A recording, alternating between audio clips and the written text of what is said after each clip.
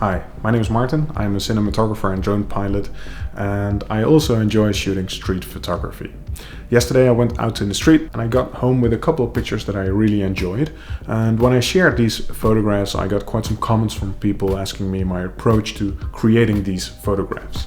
So I thought, you know what, let's make a bit of a video about this, break them down, go over them, and let me share with you my approach to creating these types of images. If you want to know anything else, or if there is any points that I might be missing, or if you have any tips for me, then just let me know. So first of all, I like street photography because it allows me to practice composing, lighting, looking for situations, basically capturing a slice of time.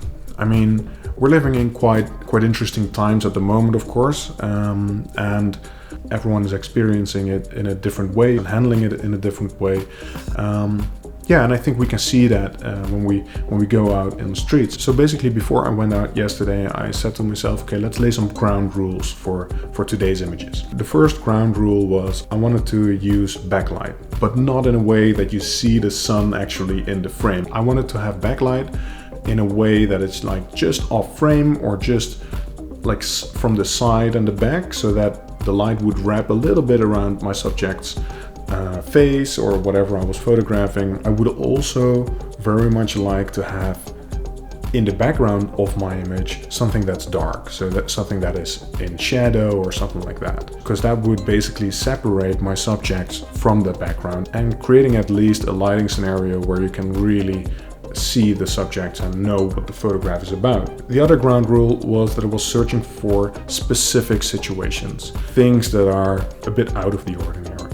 So going over the equipment that I used this Fujifilm X100f. The X100v was announced recently, and it has some improvements over this, especially the weatherproofness is something that I miss sometimes in this camera. But it's a very nice, non-intrusive, it's a small and compact camera. Most importantly is the image quality is just amazing. I really enjoy the Fujifilm colors, the lens is great, it gives you a very professional image quality, and that's just beautiful. I also added an extension lens. The camera has a fixed lens that's equivalent to 35 millimeters on a full frame camera, but with this extension it becomes more like a 50. So let's dive into the colors. First, let me show you the original. What I tend to do when shooting is I expose between -0.3 and -1 stop, and that allows me to save the highlights basically, because those are quite important, and also obviously it darkens the shadows a bit more, and that generally gives me a bit of a moodier image. So let's start at the beginning. I did increase the temperature or the warmth a little bit. What I did next was I applied a slight S-curve. This just brings up the highlight ever so slightly and brings down the shadows.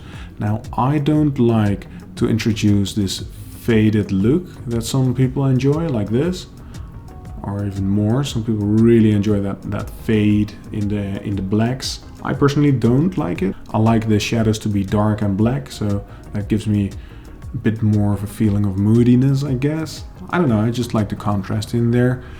So that's basically the S-curve that I applied. Not much, but just a little bit. So that's the first step I made. Then the important part comes in the color mixer tab. Basically, what I'm doing is I'm bringing most of the colors into the direction that I need them to go. So everything that's like red or yellow, I push it more towards orange, and everything that's like green or aqua, I push it more towards that area that I need those colors to be in. And especially the colors that I really don't want to have there, I push them all the way to a certain part of the color spectrum. And you can see it also in the saturation that I really like emphasized the colors that I like. So there is a change in colors, as you can see, but it's mild. It's just for the baseline. In the effects tab though, I did apply a slight vignette, but the most important part comes into the split toning part. That's where I really generate the feel actually, because you can see that I have applied on the shadow side a green tint, and that does a lot to the shadows, and the orange part is really here, so that pushes the lighter areas into orange, and that really does a lot for the image. So that's what the split toning part did, and it's actually making quite a difference. And that's basically it. So we go from this to this.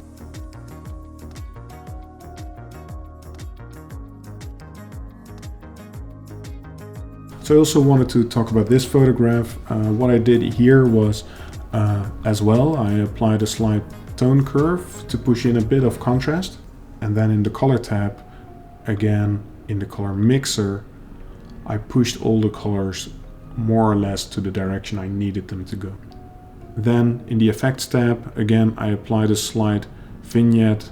I like to do that sometimes because generally I compose my shots in a way that the subject is in the center or near the center, and this just helps focus the viewer's attention towards that center. And then the split toning part, that's actually where the magic is happening. You can see here that I applied a bit more of the orange and warmth to the highlights, and some of the greens I kept quite low. That's what's happening here. That is basically it. And then you can see the before and after.